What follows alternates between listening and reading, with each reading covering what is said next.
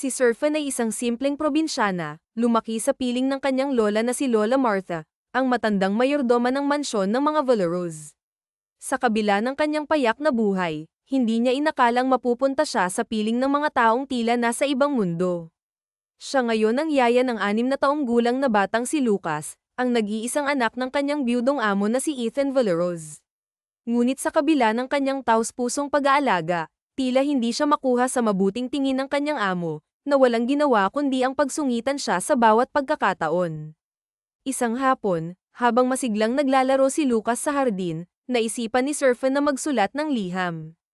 Isang liham na puno ng damdamin, mga saloobin na hindi niya kayang sabihin ng harapan. Hindi niya naman balak ipadala ito, ngunit dahil sa likas na kakulaitan ni Lucas, lihim nitong inilagay ang sulat sa bulsa ng Amerikana ng kanyang ama. Sa hindi inaasahang pagkakataon, nahulog ang liham mula sa bulsa ni Ethan habang ito'y naglalakad, at doon niya ito nabasa. Ang nilalaman ng sulat ay tila isang salamin ng damdamin, malalim, taos-puso, at puno ng pag-aalaga. Simula noon, nagbago ang tingin ni Ethan kay Surfen. Ngunit isang araw, nabunyag ang isang katotohanan na gumulantang sa kanya, ang sulat na iyon ay hindi pala para sa kanya. Ang tanong, mabibigo ba ang kanyang puso sa pag-asang may damdamin din si Surfen para sa kanya? Badong. Mabuti naman at napadalaw ka rito sa mansyon, masiglang bati ni Amelia, ang dalagang may ngiti na parang sikat ng araw, sa binatang si Badong. Si Badong ay isa sa mga tauhan sa mansyon ng mga magulang ni Ethan Valeros, at tila may daladalang mahalagang mensahe. Ay oo, may ipinabibigay lang si Senyora Eleanor para kay Senyor ito Ethan, sagot ni Badong, sabay tanong, ikaw pala ang bagong yaya ng anak ni Senyor ito.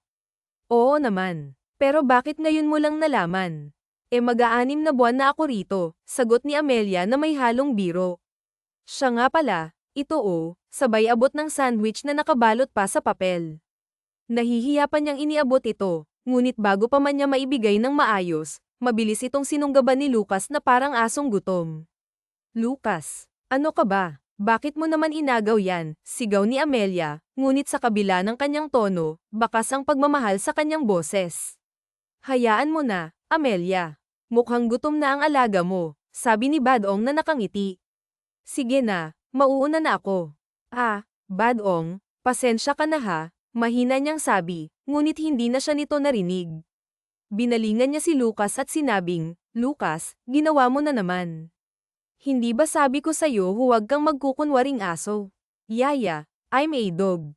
I want a bite, sigaw ni Lucas na parang batang nagtuturo ng sariling mundo, sabay takbo papasok sa mansyon. Napailing na lang si Amelia, ngunit hindi niya mapigil ang mapangiti. Araw-araw sa mansyon, iyon ang buhay ni Amelia, ang alagaan at pagsilbihan si Lucas. Sa likod ng kanyang likas na kakulaitan, ramdam niya ang lungkot ng bata. Nalaman niya mula kay Lola Martha na namatay ang ina ni Lucas sa panganganak, dahilan kung bakit tila may puwang sa puso ng bata. Marami nang naging yaya si Lucas, ngunit karamihan sa kanila ay hindi nagtagal dahil sa hindi magandang pagtrato sa bata. Dahil dito, naging mas mapili si Ethan sa paghahanap ng yaya. Si Amelia ay ipinasok ni Lola Martha, ang matagal ng mayordoma ng mansyon. Nang malaman ni Ethan na kamag-anak siya ng matanda, agad niya itong tinanggap. Sa kabila ng malamig na pakikitungo ng amo, hindi nawawala ang layunin ni Amelia, ang magbigay ng pagmamahal at kalinga sa batang si Lucas, na tila naging anak na rin niya sa puso. Malaki ang paggalang ni Amelia sa kanyang amo, kaya't palagi siyang nakayuko at iniiwasang tumingin ng diretso sa mukha nito. Sa tuwing naroroon si Ethan sa bahay, hindi niya maiwasang makaramdam ng kaba at pagkailang. Mabuti na lamang at madalas itong nasa labas ng bayan dahil sa mga tungkulin nito bilang CEO ng kumpanya. Ngunit laking gulat niya nang bigla na lang dumalas ang pag-uwi ni Ethan. Sa mga pagkakataong iyon, napapansin niyang mas madalas din itong manatili sa mansyon, na tila may binabantayan o iniisip ng malalim. Isang araw, naglalaro si Lucas sa sala habang hinahabol ni Amelia ang makulit na bata. Lucas, sigaw niya habang paikot-ikot sila sa paligid ng malaking sofa. Sa kanilang pag-aasaran, hindi nila napansin si Ethan na tahimik na nakaupo sa sofa, nanunood ng TV na tila walang pakialam sa kanilang kaguluhan. Lucas, ano ba? Halika nga rito, tawag muli ni Amelia, ngunit tumakbo si Lucas papunta sa kanyang ama at agad na kumandang dito. Napangiti si Ethan habang niyayakap ang anak. Papa, si Yaya o, sigaw ni Lucas, sabay turo kay Amelia na tila nahihiya. Bakit? Sinasaway lang naman kita. Ang sabi ko, huwag mo nang. It's okay, putol ni Ethan sa sinasabi niya. Pwede ka nang magpahinga, Amelia. Ako na ang bahala rito para makabanding ko siya, seryosong sabi nito, ngunit may halong lamig ang boses. Okay, sir. Gusto niyo po ba ng merienda? Igagawa ko po kayo, tanong ni Amelia, pilit na ngumiti upang itago ang kaba. Okay lang, kahit ano. O kaya, huwag na lang. Magpahinga ka na lang muna sa kwarto mo. Maingay ka kasi, malamig na tugon ng amo.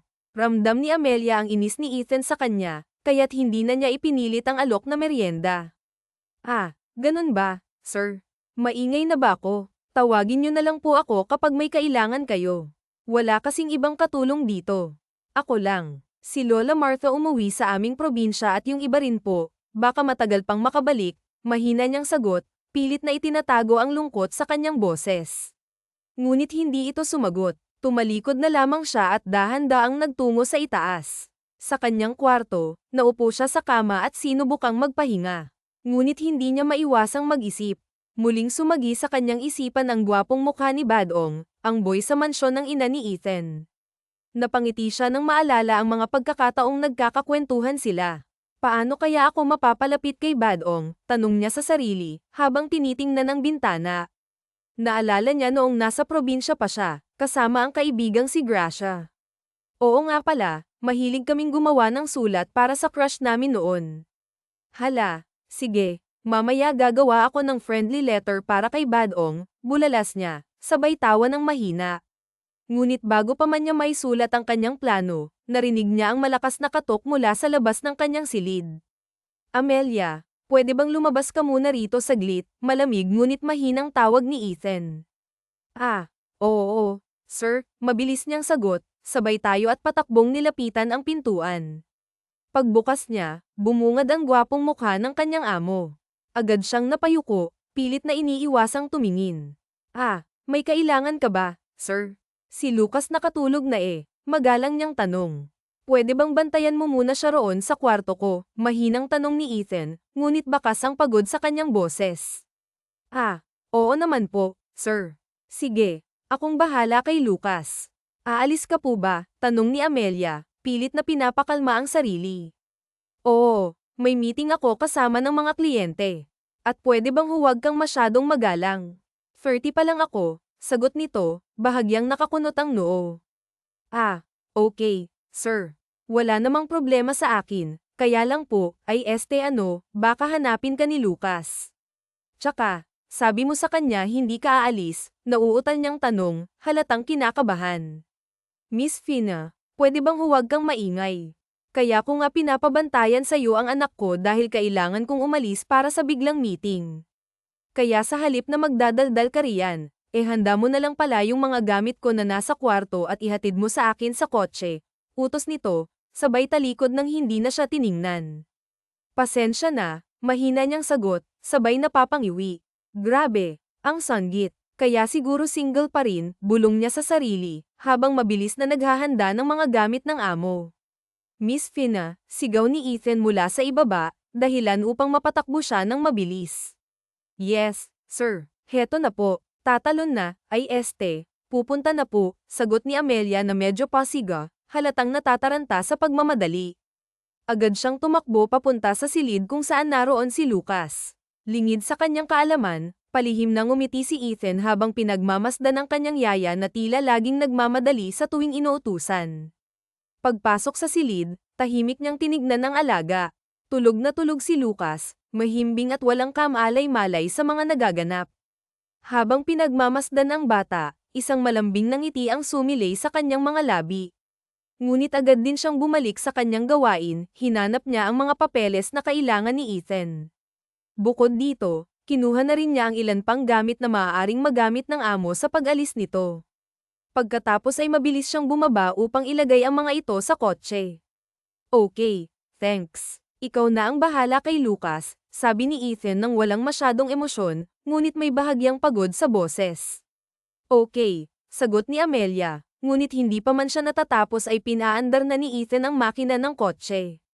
Napailing na lang siya, at sa mahinang boses ay nagbulong, "Ingat ka, sir." "Nako, sir, mag-iingat ka talaga." Ayokong maiwan si Lucas at maulila. Napabuntong hininga siya bago tuluyang bumalik sa loob ng bahay. "Hay nako, Amelia, sira ka talaga. Bakit ba ang nega mo?" Bulong niya sa sarili habang iniiling ang ulo. Pilit niyang tinanggal ang mga negatibong iniisip at bumalik sa silid ni Lucas. Makalipas ang ilang araw mula nang umalis si Ethan, bumalik na ito sa bahay. Katulad ng dati, nagkulong ito sa opisina upang tapusin ang mga trabaho. Samantala, si Amelia at Lucas ay abala sa pag-aaral sa sala. Mas gusto ni Amelia na doon mag-aral ang bata upang mas malaya itong makagalaw.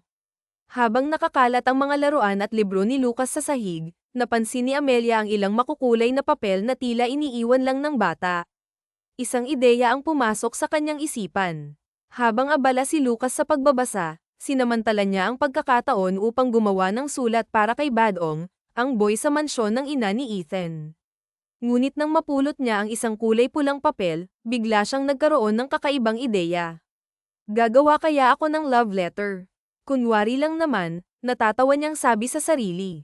Habang sinusulat ang sulat, hindi niya mapigil ang matawa dahil ibang lalaki ang nasa isip niya, hindi si Badong.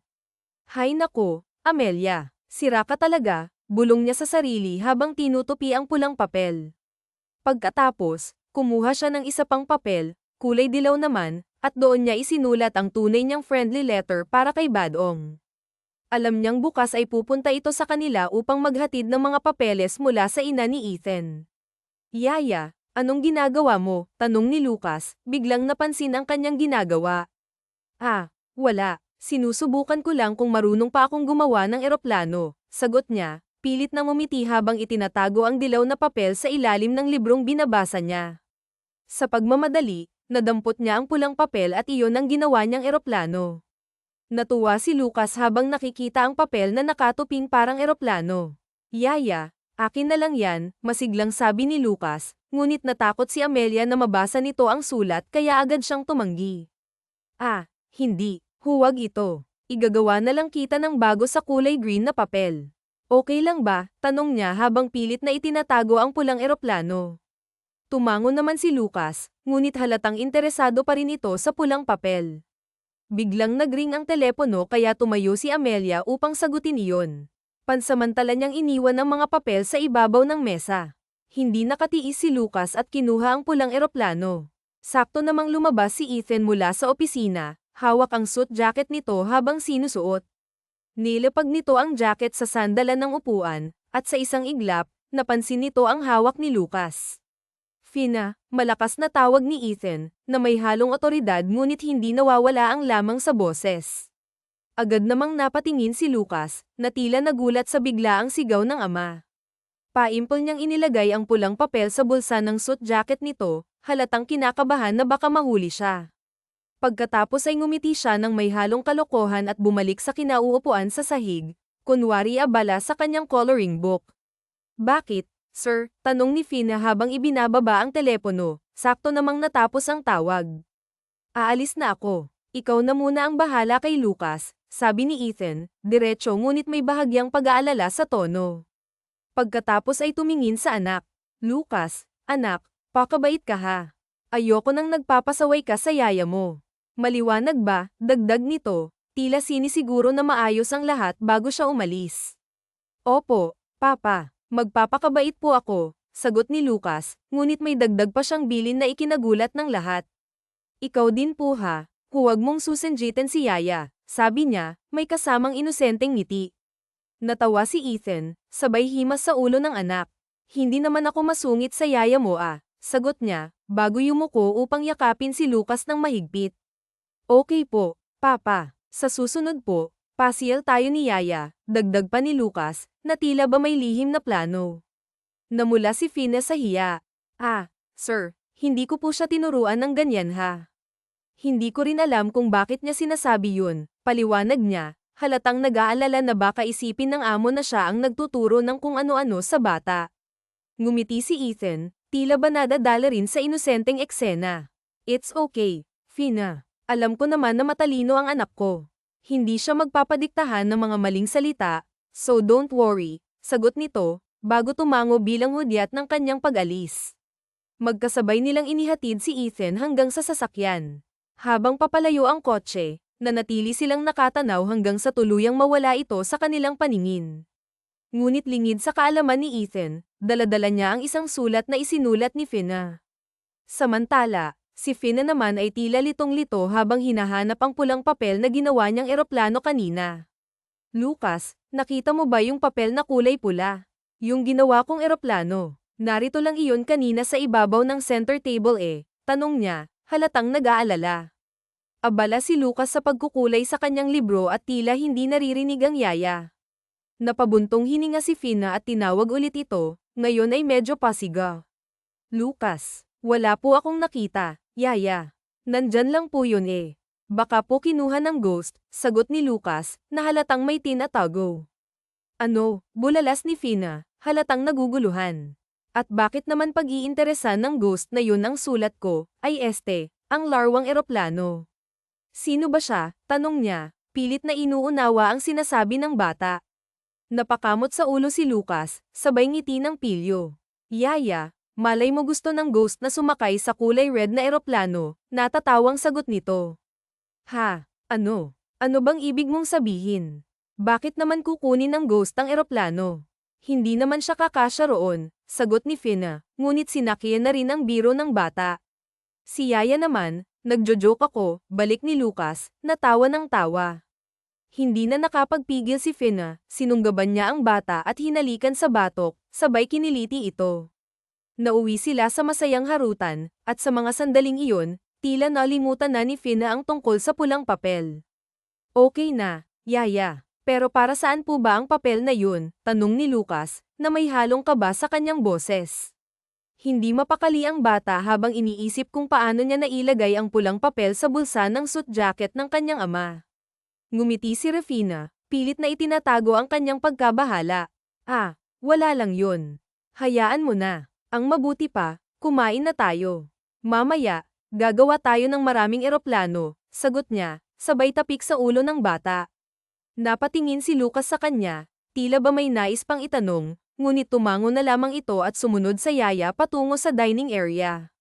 Habang kumakain, biglang nagsalita si Lucas, na may halong inosenteng lamang sa kanyang tinig. Thank you po, yaya. Kasi ang bait mo po sa akin. Hindi mo po ako palaging sinisigawan at pinapagalitan. Mahal po kita, yaya, sabi niya, sabay yakap sa mga hita ni Rafina. Nanlambot ang puso ni Rafina sa mga sinabi ng bata. Kamantak na siyang maiyak, ngunit pinilit niyang ngumiti habang niyayakap din ito. Mahal din kita, Lucas, bulong niya, puno ng sinseridad. Samantala, sa opisina ni Ethan, katatapos lamang ng isang mahaba at nakakapagod na meeting. Habang naglalakad siya pabalik sa kanyang mesa, hinabol siya ng kanyang secretary na si Elisa. Sir Ethan, tawag nito, bahagyang hingal. Napalingon si Ethan at tumigil. Bakit? Tanong niya, bahagyang nagtataka. Sa inyo yata ito, sir. Nahulog yata kanina. Ito po, galing sa bulsa ng suit jacket nyo, sabi ni Elisa habang iniaabot ang isang pulang papel na nakatuping parang eroplano. Napakunot ang noo ni Ethan habang inaabot ang papel. Okay, thanks. Baka nailagay ko nga ito sa bulsa, sagot niya, bahagyang naguguluhan. Ngumiti si Elisa bago muling nagsalita. Napansin ko po kasi, sir, na may nakasulat sa papel. Baka po nami-miss na kayo ng anak nyo kaya inilagay niya ang sulat sa bulsa nyo, sabi nito, bago siya iniwan. Pagbalik ni Ethan sa kanyang opisina, hawak niya ang pulang eroplano. Naupo siya sa swivel chair at dahan-daang binuklat ang papel. Habang paikot-ikot ang kanyang upuan, nagsimula siyang magbasa ng nakasulat doon. Napagtanto niyang isa itong love letter, ngunit laking gulat niya nang makita ang pangalan ni Amelia, ang yaya ng kanyang anak. Napakunot ang noo ni Ethan, hindi makapaniwala sa kanyang nabasa. Talaga bang ginawa ni Rafina to? Gusto niya ako, bulong niya sa sarili, halatang naguguluhan. Hindi niya alam kung ngingiti siya o magagalit. Sa mga sandaling iyon, larawan siya ng isang taong may magulong damdamin. Makalipas ang 2 araw, masaya si Rafina habang naghahanda sa pagdating ng kanyang amo. Nakangiti siya habang inaayos ang bahay, lalo na't nakauwi na rin ang kanyang lola kagabi. Pagbaba ni Ethan mula sa kanyang kotse, agad niyang napansin ang kakaibang sigla ni Rafina. Oh, si Rafina, mukhang masaya ka ngayon, bati niya, may tipid na ngiti. Ah, oo naman, sir. Narito na kasi ang lola ko kaya medyo mapapagana ang trabaho ko. Mas matututukan ko na rin si Lucas, sagot ni Rafina, bahagyang nahihiya ngunit nakangiti rin. Ah, ganun ba? Akala ko. Saglit na tumigil si Ethan, tila nag-iisip. Ah, wala, sige, pakikuha na lang ang gamit ko sa likod ng sasakyan, sabi niya. Agad namang tumalima si Rafina, ngunit nagulat siya nang biglang sumulpot si Ethan upang buksan ang compartment ng kotse. Ako na pala, sorry nakalimutan kong mabigat nga pala itong pintuan ng likod ng kotse ko. Next time, kapag alam mong hindi mo kaya, pwede ka namang humingi ng tulong sa akin, Miss Rafina, sabi ni Ethan, habang inaabot ang mga gamit sa kanya. Napatingin si Rafina sa amo, halatang nagtataka. Ah, salamat po, sir, sagot niya, habang palihim na sinusulyapan si Ethan. Tila may kakaiba sa kilos nito, ngunit hindi niya magawang itanong. Ah, sir, okay ka lang ba? Wala ka namang sakit, hindi ba? Tanong ni Fina, may halong pagkabahala sa kanyang tinig habang marahang isinalat ang leeg ng kanyang amo. Wala akong sakit, maiksi at malamig na tugon ni Ethan, na tila nagpipigil ng emosyon. Ah, napatigil si Fina, nanlalaki ang mga mata na parang may nais pang sabihin ngunit hindi niya maituloy. Napansin iyon ni Ethan at agad siyang binara. Fina, yang bibig mo baka pasukan ka ng langaw, sabi nito na may halong biro, dahilan para agad niyang isara ang kanyang bibig na bahagyang nakabuka. Hindi mapigilan ni Ethan ang magtaas ng kilay at magtanong, hindi naman siguro masama kung tutulungan kita, hindi ba?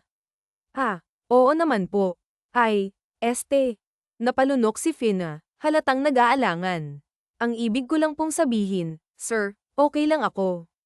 Isa pa, mahigit 6 na buwan ko na pong ginagawa ito. Wala naman pong problema sa akin, sagot niya habang pilit na pinipigilan ang pagbilis ng tibok ng kanyang puso. Sige, sir, mauna na po ako sa loob, palem niya, sabay talikod at mabilis na naglakad papalayo. Naiwang nakatingin si Ethan, bahagyang nagtataka. Akala ko ba gusto niya ako? Bakit parang wala namang reaksyon ang mga mata niya, bulong ni Ethan sa sarili habang napakamot sa sentido. Sinundan niya ng tingin si Fina habang naglalakad ito papunta sa bahay. Well, hindi ko na dapat dibdibin ang sulat na iyon. Medyo nakuha niya lang ang atensyon ko dahil doon, dagdag pa niya sa kanyang isip. Pagpasok niya sa bahay, masiglang sumalubong si Lucas sa kanya. Hi, Papa, bati ng bata, na may halong tuwa sa boses. Oh, anak, kumusta ka? Hindi ka ba nagpasaway sa yaya mo ha? Tanong ni Ethan habang kinarga ang anak. Hindi naman po, good boy ako, Papa, sing good boy mo, sagot ni Lucas, na may halong pagmamalaki. Ngunit napakunot noo si Ethan nang tanungin siya ng anak, bakit po kayo nakatayo rito, Papa?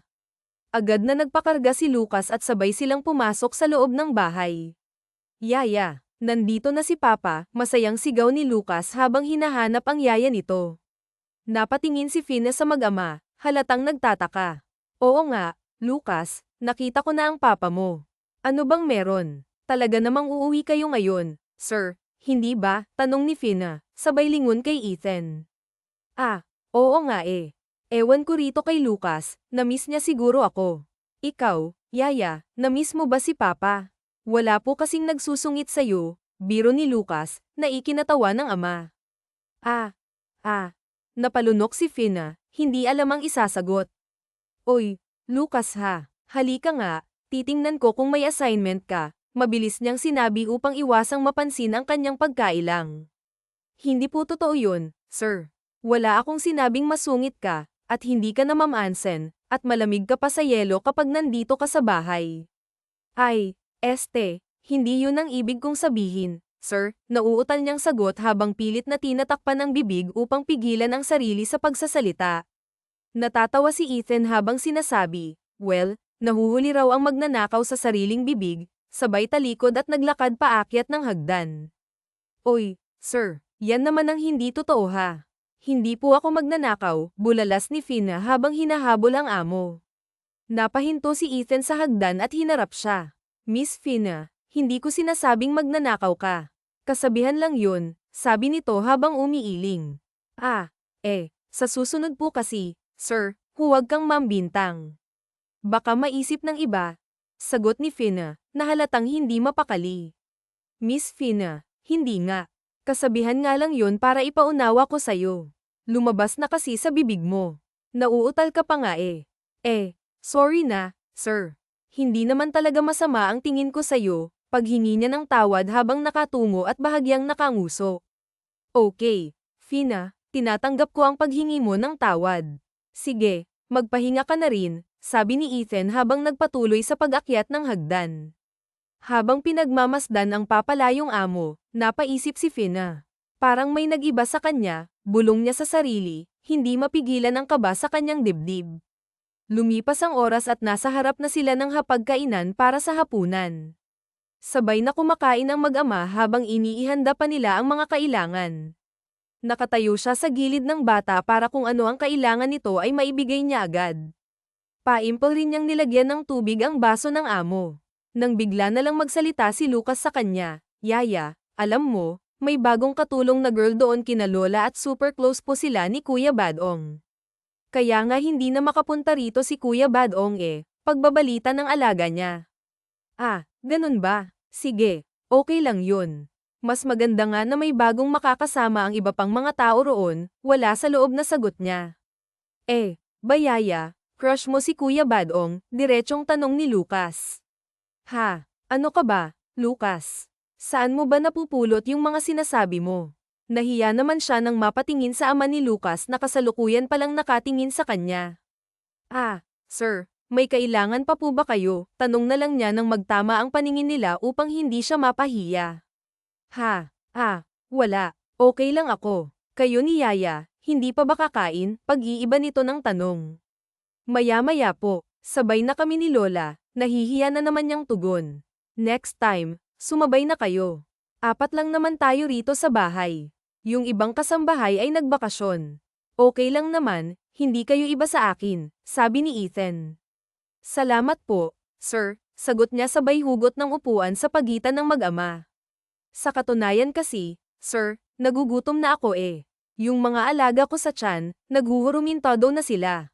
Kailangan na nila ng pagkain, sagot niya at agad na sumandok ng kanin. Laking gulat ni Ethan kasi grabe pala siyang kumain.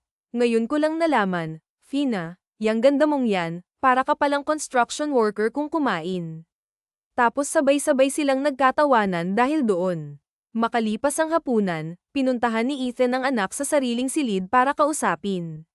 Lucas, anak, may gusto ka bang sabihin sa papa? Tanong nito sa marahang salita. Wala naman po, papa, alang ng sagot ng bata. Lucas, anak, yung totoo, wala ka bang kinuha na pagmamayari ni Yaya at inilagay sa suit jacket ko? Sigurado ka? Tanong ni Ethan. Alang nang ngumiti ang batang si Lucas. Sorry po, papa. Ayoko po kasing ipalaro ni Yaya ang red na airplane kaya kinuha ko. At ang totoo niyan, papa, may nabasa akong love letter doon. Naisip ko na baka kay Kuya Badong yun ibibigay, pagtatapat ng bata. Kaya ba kinuha mo kasi ayaw mo siyang magka-crush kay Badong? Tanong ni Ethan.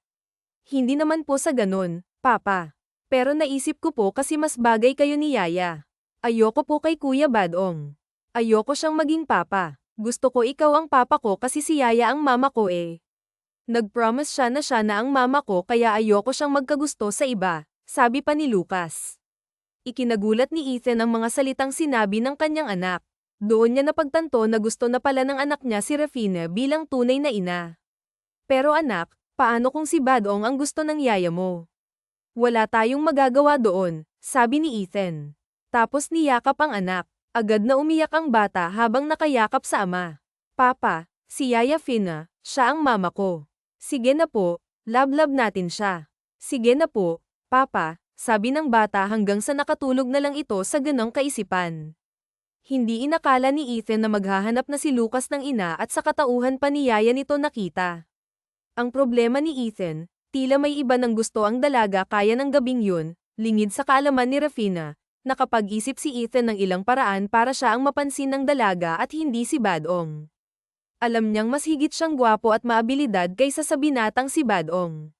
Ngunit alam din ni Ethan na may ibubuga nga si Badong pagdating sa mukha at pangangatawan. Bukod roon, alam niyang hindi nalalayo ang edad ng dalawa. Ngunit nabuo sa isipan ni Ethan na ayaw niyang masaktan ang anak niya at maranasan na naman nito ang pangungulila sa ina. Hindi naman yata mahirap mapaibig si Fina. Susubukan ko. Baka ako ang magwagi. Walang masamang sumubok, determinadong nasabi ni Ethan. Kinabukasan, nang magising si Rafina, nakahanda na ang ilang malita. Oo, sir, may out of town po ba kayo? Nagtatakang tanong niya. Ah, hindi. Doon muna tayo kina mama kasi gusto raw niya akong makasama. Pati na si Lucas. Hindi ko naman matanggihan kaya mag-empake ka na rin, utos nito. Ah, talaga po. Doon tayo kina senyora, nanlalaki ang mga matang tanong niya. Oo, yaya. Kaya dalian mo na, masiglang sabi ni Lucas. Tinulak siya nito pabalik sa kanyang silid para mag-empake. Nako, hayaan mo, mabilis lang ako. Ano ba naman ang damit ko Puro uniforme lang naman, sabi niya habang umaakyat ulit. Nasa mansyon na sila ng mga magulang ni Ethan. Tulad ng inaasahan niya, napakalaki at napakaganda ng mansyong yun na nasa Cavite. Hindi na rin niya ikinagulat na maraming mga kasambahay roon. At nakita nga niya si Badong na matagal na niyang hinahangaan at gustong maging kaibigan. Ngunit nang makita nila ito, pilit na lang niyang iniwas ang tingin sa binata at sinundan na lang ang amo niya. Bigla na lang kamuntikang matamba si Ethan at maagap niya itong nalalayan. Ah, okay ka lang ba, sir? Ano, may sakit ka ba? Tanong niya. Ah, wala, medyo sumikip lang ang dibdib ko. Sabi nito habang ngumingiti. Ah, bakit kaya sumikip yan, sir? Ang mabuti pa siguro magpa-check up ka na, bulalas niya. Nako naman, hindi ko akalaing ang slow mo, sabi nito sabay talikod sa kanya at nauna nang pumasok sa loob ng mansyon. Ha, ano ba talagang nangyayari sa papa mo, Lucas? Noong isang araw pa siyang parang kakaiba. May sakit ba siya? Baka mamaya nahawa na siya ng sakit sa labas. Ha? Ipa-check up kaya natin siya, nag-aalala niyang tanong sa alaga. Yaya, walang sakit si Papa. Ikaw yung kakaiba, Bakit kasi crush mo si Kuya Badong? Sagot ni Lucas. May ibon na siyang gusto, ha? Ano ka ba? Paghanga lang naman yun. Sinong nagsabi sa'yo? Gulat niyang tanong sa bata. Pero sa halip na sagutin siya, tumakbo ito at damayla sa kanya. Bahala ka na, Yaya. Basta alam ko lang, sigaw pa ng bata at sinundan ng ama. Ayoko kay Kuya Badong. Gusto ko si Papa. Tapos inilabas nito ang dila sa kanya at tila naiinis na pumanhik papay taas. Natatawa niyang sinundan ng tingin ang mag-ama. Ay nako, puro sila kalokohan. Seryosohin pa ang mga ganang bagay. Baka naman kasi ang gusto ni Lucas ay ang papa niya ang gustuhin mo, mahinang tanong ni Lola Cintre sa kanya. Laking gulat niya nang marinig ito. Hindi niya alam na naroon na rin sa mansyon ang lola niya. Lola, ano ba kayo? Baka mamaya may makarinig sa inyo. Nakakahiya naman. Mamaya pag-isipan pa nila ako. Imposible ang sinabi ninyo. Kahit na kailan, hindi ako magkakagusto kay Sir Ethan. Amo ko lang po siya. Hindi ako lalampas sa mga limitasyon ko, pabulong niyang sagot sa lola niya. Tapos, nagmamadali na rin niyang kinuha ang mga gamit ng mag-ama para dalhin sa mga silid nito. Laking gulat niya nang bigla na lang bumaba si Ethan at agad na kinuha ang mga malita sa kanya.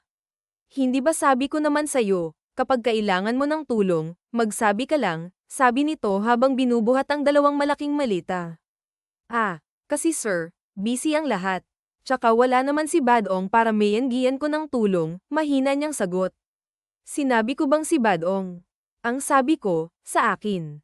Sa akin ka humingi ng tulong, hindi sa kanya. Okay, nakatingin ito sa kanya habang hinihintay ang sagot niya. Ah, oo naman, sir. Huwag kang mag-alala. Kung nakikita ko naman na hindi ka busy, hihingi ako ng tulong. Pero sa ngayon, kaya ko pa namang gawin to, napapayuko niyang sagot. Nagpatuloy sila sa pagpanhik sa itaas kung saan sila binigyan ng silid. Nang may hatid na nila ang mga gamit sa mga silid, binuhat naman niya ang sarili niyang malita. Pero ikinagulat niyang muli nang agawin ito ng amo sa kanya. Ah, sir, ako na lang ito, nahihiya niyang sabi. Bakit? Alam mo na ba kung saan ang kwarto mo? Ah, hindi pa nga eh, nag-aalangan niyang sagot. Kaya ihahatid na kita. Kasi kung hindi mo alam, baka maliga ka at kung saan ka mapunta. Malaki ang mansyon at maraming pasikot-sikot. Kung hahayaan mo ako, pwede kitang ipasyal, tanong nito. Hala, hindi nga, sir. Sasamahan mo akong mamasyal dito sa buong mansyon niyo, tanong niya. Simula noon ay nabuhay ang excitement sa boses niya at tila nawala ang hiya niya na kanina pa niya nararamdaman. Oo, sasamahan kita. Ay, kaya lang, aayusin ko pa pala ang mga gamit niyo ni Lucas. Bukas na lang pala, sir. Tutulungan ko pa siyang gumawa ng assignment niya bukas kasi may online class siya. Baka mamaya mahirapan naman siya kapag hindi ko siya naturuan, pagdadahilan niya. Ngunit ang totoo, alam niyang wala naman siyang naitutulong kay Lucas. Bukod sa matalino ang bata, wala naman talaga siyang pinag-aralan. Elementarya lang ang natapos niya. Ang alam lang niya ay sumulat at bumasa ng Tagalog. Hindi siya magaling umunawa ng Ingles. Kaya sa huli, naabala lang niya si Lucas. Sabi ni Lucas, kain na raw niya yun. Tara na para maayos mo na ang mga gamit mo. At tutulungan din kitang ayusin ang mga gamit namin para bukas, makapamasyal tayo sa buong mansyon at asyenda. Wala na nga siyang nagawa kundi sundin ang gusto ng amo niya. Hanggang sa silid na tutulugan niya, sinamahan siya nito. Nakaupo lamang ito sa kama niya habang nakatunghay sa kanya. Pinanood nito ang bawat pagtitiklop niya ng mga damit patungo sa closet. Ah, sir, wala ka bang trabaho ngayon sa opisina mo? Hindi ba abala ang tao? Bakit ngayon parang wala kang trabaho? Sunod-sunod na tanong niya. Ah, hindi naman. Pero nag-file ako ng bakasyon. Kaya panahon naman para asikasuhin ko ang sarili ko. At kayo, I mean, ang anak ko, sagot nito na biglang naubo. Hindi naman niya naunawaan yun. Mabuti na lang slow ka, bulong ni Ethan sa isipan. Ano yun, sir? Ah, wala. Naubo lang ako. Ang Katie ng lalamunan ko, eh. Ah, siya nga pala, totoo bang crush mo si Badong? Biglang tanong nito sa kanya. Napatigil siya sa ginagawa. Nakayuko pa rin siya. Ah, ayaw mo bang pag-usapan? Sige, okay lang kahit hindi mo nasagutin, magalang na sabi ni Ethan. Si Lucas ang nagsabi sa'yo. Yung talagang batang yun. Mamaya pagsasabihan ko siya, sir. Siguro kukunin ko na muna ang tablet niya. Bakit ang dami na niyang alam sa crush-crush na yan? Hindi ko naman siya tinuturuan ng tungkol doon, napapamangot niyang sabi. Ha, hindi. Ano lang? Kasi hindi siya ang nagsabi, sagot ni Ethan. Ah, napapansin ko rin naman, parang masaya ka kapag dumadalaw siya sa bahay, sabi nito na halatang nag-aalangan na sabihin ang totoo.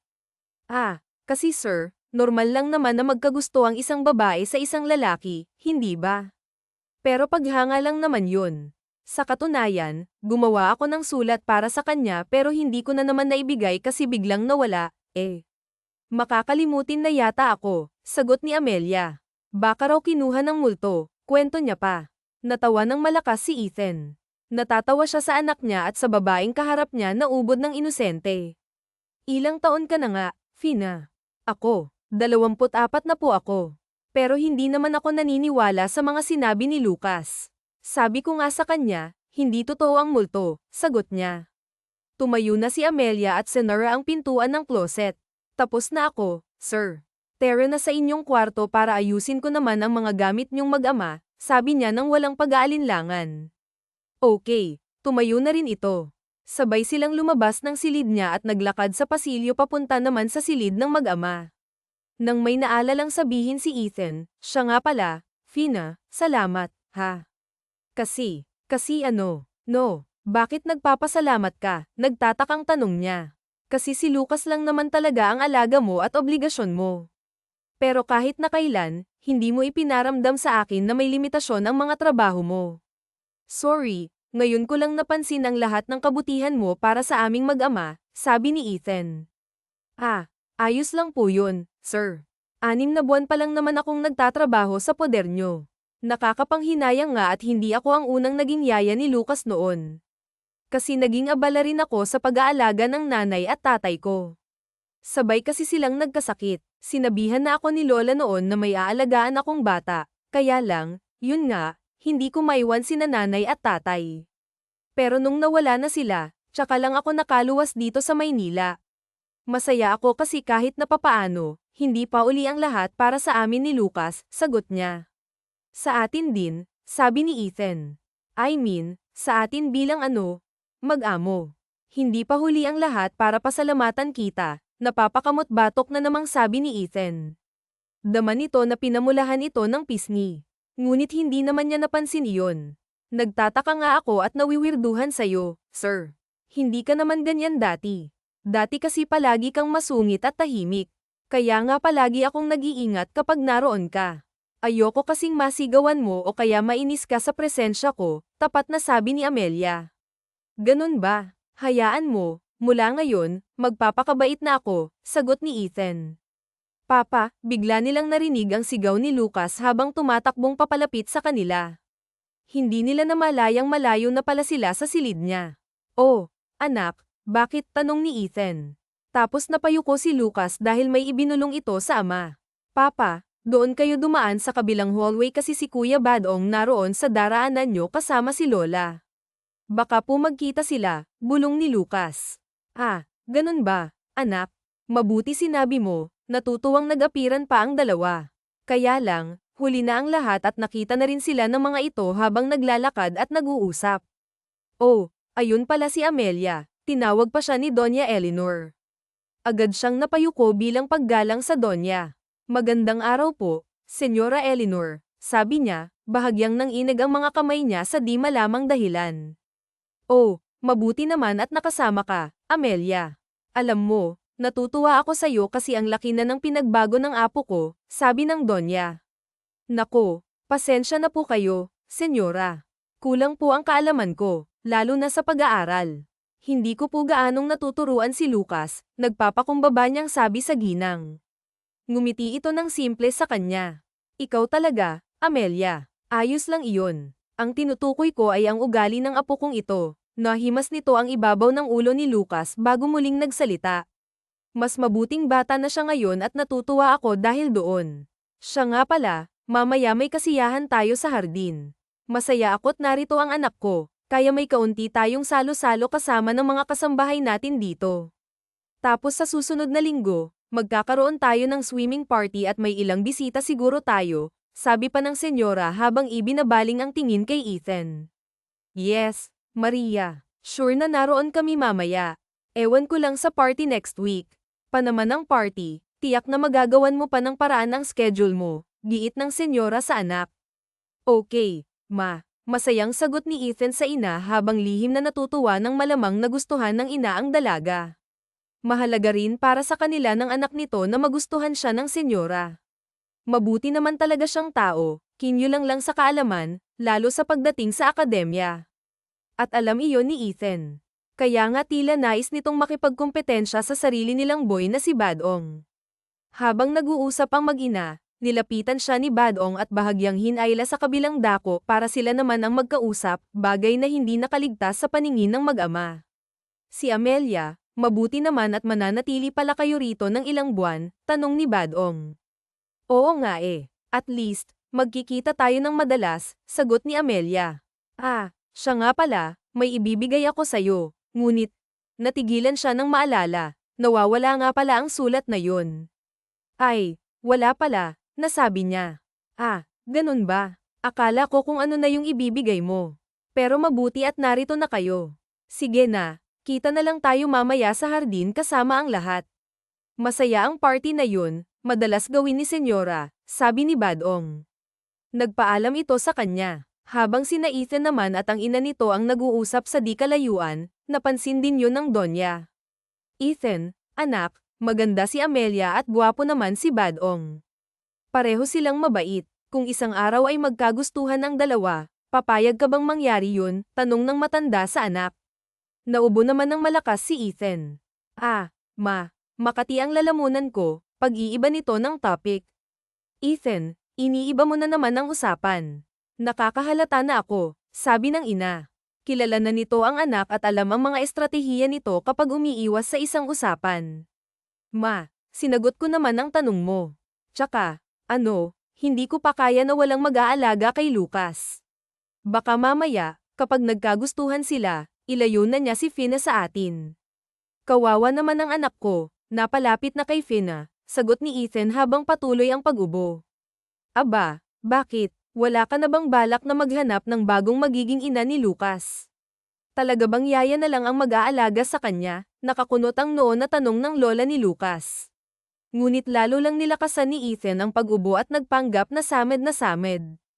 Habang si Lucas naman ay nakatunghay pa rin, bantay sarado nito sina Amelia at Badong. Ayaw nitong mangyari ang sinabi ng matanda. Ethan, ano bang nangyayari sa'yo? Tanong ng Donya. Ngunit palihim na sinenyasan ni Ethan ang anak para lapitan siya at si Badong. Tumakbo papalapit si Lucas sa kanya. Yaya, hindi mo ba nakikita ang papa ko? Inuubo siya. Kailangan kanya, ha? Sigaw ni Lucas. Bakit? Ano bang nangyayari kay Sir Ethan? Napalapit si Amelia sa amo at nakadama ng pag-aalala. Sir, anong nangyari sa'yo? Kanina naman okay ka lang, Nako, senyora, dapat na po ba nating ipa-check up si Sir? Baka po kasi nahawa na siya ng sakit sa labas, nag-aalala niyang sabi habang hinimas ang likod ng amo niya. Nakalimutan niyang lalaki ito at nakaharap pa ang senyora nila. Hindi, Fina, okay lang ako. Naubo lang ako. Simpleng pangangati lang ito ng lalamunan. Tara, samahan mo ako sa kitchen, iinom na lang ako ng tubig, aya ni Ethan sa kanya. Ganun ba? Sige, Lucas, Tara na, tawag niya sa alaga. Ngunit nagdahilan ito sa kanila. Yaya, okay lang bang ikaw na lang ang sumama kay Papa? Gusto ko pa kasing magpasama kay Lola at Mang Badong sa mall. Sabi mo, Lola, ipapasyal mo ako sa mall, di ba? Nakangiti at naglalambing, humawak ito sa kamay ng Lola. O sige, Apo. Ayos lang naman. Wala akong lakad ngayon, pagsang-ayon ng matanda. At dahil driver din ito si Badong, sigurado nakasama rin ang binata. Oo, sige, sagot niya. Sige na, Amelia.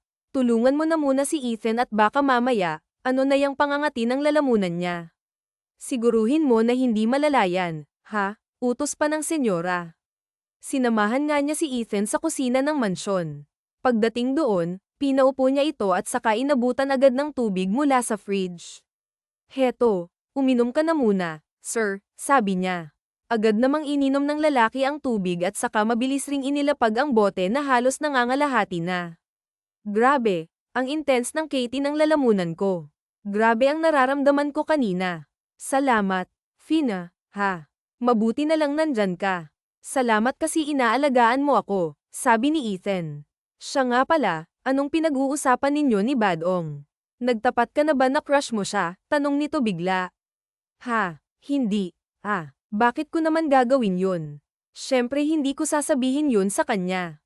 Nakakahiya naman. Ako pa ang magtatapat, sagot ni Amelia. Mabuti naman. Bakit ginawan mo pa siya ng love letter kung wala kang balak na ipagtapat sa kanya ang nararamdaman mo, Tanong ni Ethan.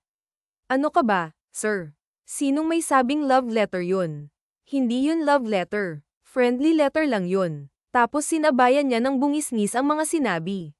Napapakamot naman si Ethan. Nabasa kasi nito ang sulat niya. Tila nag-aalala siya sa sinusulatan at nagsabi pa ito na sana'y huwag nang maging masungit ang binata. Kaya nga akala niya ay para talaga sa kanya ang sulat nito. Wala naman akong sinulat na gusto ko siya. Hayaan mo, hahanapin ko yung sulat ko sa kanya at ipapabasa ko sa'yo, natatawa pa niyang sabi. Sabi mo nawawala yun. Paano kung tulungan kitang hanapin yun? Mapapatunayan kong love letter yun, sagot ni Ethan. Anong gagawin mo? Tanong ni Amelia. Ngunit hindi niya naituloy ang sasabihin nang pumasok sa kusina ang lola niya. Doon natapos ang usapan nila at natuon sa ibang mga bagay ang kanilang mga atensyon. Isang linggo na nga ang lumipas, at lahat ay nasa malawak na hardin ng mansyon. Sa may kabilang dako naman ay may swimming pool na inayusan na rin para sa gagawing party. Madalas mangyari ang ganitong event sa loob ng mansyon ng mga Villarose, lalo na kapag may kamag-anak na dumarating at iba pang mga bisita. Habang nag-uusap ang mag-ina, nilapitan siya ni Badong at bahagyang hinayla sa kabilang dako para sila naman ang magkausap, bagay na hindi nakaligtas sa paningin ng mag-ama. Si Amelia, mabuti naman at mananatili pala kayo rito ng ilang buwan, tanong ni Badong. Oo nga eh. At least, magkikita tayo ng madalas, sagot ni Amelia. Ah, siya nga pala, may ibibigay ako sa'yo. Ngunit, natigilan siya nang maalala, nawawala nga pala ang sulat na yun. Ay, wala pala, nasabi niya. Ah, ganun ba? Akala ko kung ano na yung ibibigay mo. Pero mabuti at narito na kayo. Sige na, kita na lang tayo mamaya sa hardin kasama ang lahat. Masaya ang party na yun, madalas gawin ni Senyora, sabi ni Badong. Nagpaalam ito sa kanya. Habang sina Ethan naman at ang ina nito ang nag-uusap sa di kalayuan, napansin din yun ng Donya. Ethan, anak, maganda si Amelia at gwapo naman si Badong. Pareho silang mabait. Kung isang araw ay magkagustuhan ang dalawa, papayag ka bang mangyari yun? Tanong ng matanda sa anak. Naubo naman ng malakas si Ethan. Ah, Makati ang lalamunan ko, pag-iiba nito ng topic. Ethan, iniiba mo na naman ang usapan. Nakakahalata na ako, sabi ng ina. Kilala na nito ang anak at alam ang mga estratehiya nito kapag umiiwas sa isang usapan. Sinagot ko naman ang tanong mo. Tsaka, hindi ko pa kaya na walang mag-aalaga kay Lucas. Baka mamaya, kapag nagkagustuhan sila, ilayo na niya si Fina sa atin. Kawawa naman ang anak ko. Napalapit na kay Fina, sagot ni Ethan habang patuloy ang pag-ubo. Aba, bakit? Wala ka na bang balak na maghanap ng bagong magiging ina ni Lucas? Talaga bang yaya na lang ang mag-aalaga sa kanya? Nakakunot ang noo na tanong ng lola ni Lucas. Ngunit lalo lang nilakasan ni Ethan ang pag-ubo at nagpanggap na samed na samed. Habang si Lucas naman ay nakatunghay pa rin, bantay sarado nito sina Amelia at Badong. Ayaw nitong mangyari ang sinabi ng matanda. Ethan, ano bang nangyayari sa'yo? Tanong ng Donya. Ngunit palihim na sinenyasan ni Ethan ang anak para lapitan siya at si Badong. Tumakbo papalapit si Lucas sa kanya. Yaya, hindi mo ba nakikita ang papa ko? Inuubo siya. Kailangan kanya, ha? Sigaw ni Lucas. Bakit? Ano bang nangyayari kay Sir Ethan? Napalapit si Amelia sa amo at nakadama ng pag-aalala. Sir, anong nangyari sa'yo? Kanina naman okay ka lang. Nako, Senyora, dapat na po ba nating ipa-check up si Sir? Baka po kasi nahawa na siya ng sakit sa labas, nag-aalala niyang sabi habang hinimas ang likod ng amo niya. Nakalimutan niyang lalaki ito at nakaharap pa ang senyora nila. Hindi, Fina, okay lang ako. Naubo lang ako. Simpleng pangangati lang ito ng lalamunan. Tara, samahan mo ako sa kitchen, iinom na lang ako ng tubig. Aya ni Ethan sa kanya. Ganun ba? Sige, Lucas, Tara na, tawag niya sa alaga. Ngunit nagdahilan ito sa kanila. Yaya, okay lang bang ikaw na lang ang sumama kay Papa? Gusto ko pa kasing magpasama kay Lola at Mang Badong sa mall. Sabi mo, Lola, ipapasyal mo ako sa mall, di ba? Nakangiti at naglalambing, humawak ito sa kamay ng Lola. O sige, Apo. Ayos lang naman. Wala akong lakad ngayon, pagsang-ayon ng matanda. At dahil driver din ito si Badong, sigurado nakasama rin ang binata. Oo, sige, sagot niya. Sige na, Amelia. Tulungan mo na muna si Ethan at baka mamaya, ano na yang pangangati ng lalamunan niya. Siguruhin mo na hindi malalayan, utos pa ng senyora. Sinamahan nga niya si Ethan sa kusina ng mansyon. Pagdating doon, pinaupo niya ito at saka inabutan agad ng tubig mula sa fridge. Heto, uminom ka na muna, sir, sabi niya. Agad namang ininom ng lalaki ang tubig at saka mabilis ring inilapag ang bote na halos nangangalahati na. Grabe, ang intense ng Katie ng lalamunan ko. Grabe ang nararamdaman ko kanina. Salamat, Fina, Mabuti na lang nandyan ka. Salamat kasi inaalagaan mo ako, sabi ni Ethan. Siya nga pala, anong pinag-uusapan ninyo ni Badong? Nagtapat ka na ba na crush mo siya? Tanong nito bigla. Hindi. Bakit ko naman gagawin yun? Syempre hindi ko sasabihin yun sa kanya. Nakakahiya naman. Ako pa ang magtatapat, sagot ni Amelia. Mabuti naman. Bakit ginawan mo pa siya ng love letter kung wala kang balak na ipagtapat sa kanya ang nararamdaman mo, ha? Tanong ni Ethan. Ano ka ba, sir? Sinong may sabing love letter yun? Hindi yun love letter. Friendly letter lang yun. Tapos sinabayan niya ng bungis-ngis ang mga sinabi. Napapakamot naman si Ethan. Nabasa kasi nito ang sulat niya. Tila nag-aalala siya sa sinusulatan at nagsabi pa ito na sana'y huwag nang maging masungit ang binata. Kaya nga akala niya ay para talaga sa kanya ang sulat nito. Wala naman akong sinulat na gusto ko siya. Hayaan mo, hahanapin ko yung sulat ko sa kanya at ipapabasa ko sa'yo, natatawa pa niyang sabi. Ha, sabi mo nawawala yun. Paano kung tulungan kitang hanapin yun? Mapapatunayan kong love letter yun, sagot ni Ethan. Anong gagawin mo? Tanong ni Amelia. Ngunit hindi niya naituloy ang sasabihin nang pumasok sa kusina ang lola niya. Doon natapos ang usapan nila at natuon sa ibang mga bagay ang kanilang mga atensyon. Isang linggo na nga ang lumipas, at lahat ay nasa malawak na hardin ng mansyon. Sa may kabilang dako naman ay may swimming pool na inayusan na rin para sa gagawing party. Madalas mangyari ang ganitong event sa loob ng mansyon ng mga Villarose, lalo na kapag may kamag-anak na dumarating at iba pang mga bisita. Yaya, yung ibang maid, nakapang swimming. Bakit ikaw po naka-leggings sa t-shirt lang?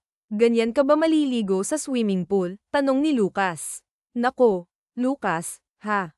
Hindi ako magsusuot ng ganyan. Hindi naman sama-sama ang tingin ko sa kanila, pero kasi yaya mo lang naman ako. Hindi ako isa sa mga kamag-anak ninyo.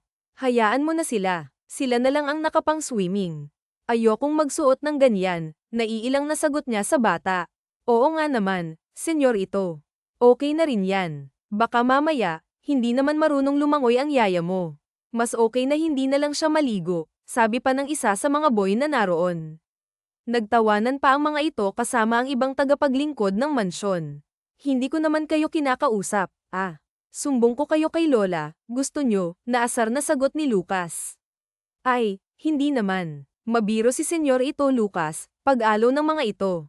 Kayo talaga, hilig nyo kasing mang-inis, Kahit nagpapaparty si senyora, sa tingin ko, wala talaga akong karapatang magsaya ng 100%. Hindi kasi natin alam ang mga maaaring mangyari, sabi ni Amelia. Bukod sa kanila, may ilang malalapit na kamag-anak ang nagpunta sa party na iyon. Ikinagulat ni Ethan ang pagdating ng ilang kamag-anak nila na may kasama pang ibang tao, anak raw ng isang mayamang negosyante at balak palang airto sa kanya. Ilang sandali pa nga't nagkakasiyahan na. May malakas na tugtugan at nadagdagan ng ingay dahil sa ibang bisita ng lola niya. Dahil doon, hindi niya tuloy malapitan si Amelia at ang anak niya. Samantalang nakatayo lang si Amelia sa tabi ng mesa nila ni Lucas, may isang babaeng nakatupi lang ang lumapit sa kanila ni Lucas at hinahanap si Ethan. Hey, ikaw pala si Lucas, nasaan ang papa mo? Tanong ng babae. Bakit po? Nandoon po siya, kausap ng lola ko, sagot ng bata. Pinuntahan naman yun ng babae. Nagulat siya nang izimiran siya ng babae sa di malamang dahilan. Nakita niya na may isa pang batang babae na naroon, tila may edad 3 taong gulang lang, naglalaro sa gilid ng pool. Hindi niya masyadong itinoon ang sarili sa bata kasi ang focus niya ay si Lucas. Nagulat na lang sila nang makitang nahulog ang bata, ngunit walang makatalon sa pool. Yung batang babae, nalulunod, sigaw ng isa pang katulong. Nasa malalim na siya. Hindi ko siya kayang sagipin, sigaw ng isa pang babae. Yaya, nalulunod yung batang si Princess, sigaw ni Lucas na lumapit sa kanya. Yaya, tulungan mo siya. Si Papa, ang layo pa niya, nag-aalala si Lucas sa bata. Agad na siyang napatayo para sagipin ang bata. Tumakbo siya, napalapit sa swimming pool, at mabilis na tumalon para sagipin ang batang nalulunod. Lahat ay nag-aalalang naglapitan malapit sa pool. Anak, nasaan ang yaya mo? Tanong agad ni Ethan nang makalapit sa anak. Papa, sinagip niya yung batang nalulunod, umiiyak na sabi ni Lucas. Niyakap na lang ito ng ama habang nag-aabang sila na makalapit na ang bata at si Amelia sa hawakan ng swimming pool. Nako, dali, tulungan niyo sila, utos ng senyora at nagpatawag na agad ng medical assistant para alamin ang lagay ng batang nalunod. Nang naiahon na niya ang bata, agad na binuhat yun ni Badong at nilapatan naman ng nurse ng paunang lunas. Mabuti na lang at naroon ang personal nurse ng lola ni Lucas. Mama, next time, be strict sa ganitong party. Wala dapat bata maliban kay Lucas, galit na sabi ni Ethan. Tapos binalutan niya si Amelia ng tuyong tuwalya. Okay ka lang, Fina, tanong nito sa kanya. Okay lang ako, sir. Yung bata po ang dapat nating unahin, sabi niya habang nanginginig dahil sa lamig. Okay na sila. Nakuha na siya ng mga magulang niya, sagot ni Ethan. Tapos bigla na lang niyang binuhat si Amelia, ikinagulat nito. Bumaling ito sa anak. Lucas, let's go. Doon na tayo sa silid natin, utos nito habang buhat si Amelia. Pero, Ethan, narito si Sofia. Hindi mo man lang ba siya papansinin, tanong ng tiyahin niya. Oo nga naman, anak, sabi rin ni Ginang Eleanor. Mama, dapat niyong maunawaan.